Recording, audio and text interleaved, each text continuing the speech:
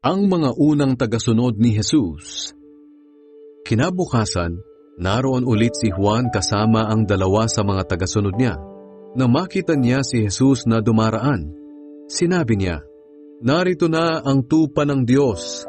Nang marinig iyon ng dalawang tagasunod ni Juan, sinundan nila si Jesus. Lumingon si Jesus at nakita silang sumusunod. Kaya tinanong niya sila, "Ano ang kailangan ninyo?" Sumagot sila, "Rabbi, saan po kayo nakatira?" Ang ibig sabihin ng Rabbi ay guro. Sinabi sa kanila ni Jesus, "Halik kayo at makikita ninyo." Kaya sumama ang dalawa at nakita nila ang tinutuluyan niya. Bandang 4:00 na noon ng hapon, kaya doon na sila nagpalipas ng gabi.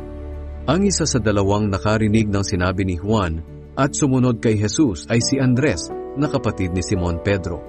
Kinaumagahan, hinanap kaagad ni Andres ang kapatid niyang si Simon at sinabi sa kanya, "Natagpuan na namin ang Mesiyas." Ang ibig sabihin ng Mesiyas ay Kristo. Isinama niya si Simon kay Jesus. At nang makarating sila kay Jesus, tiningnan ni Jesus si Simon at sinabi, "Ikaw si Simon, na anak ni Juan. Mula ngayon ay tatawagin ka ng Cephas." Ang Cephas ay pareho rin ng pangalang Pedro.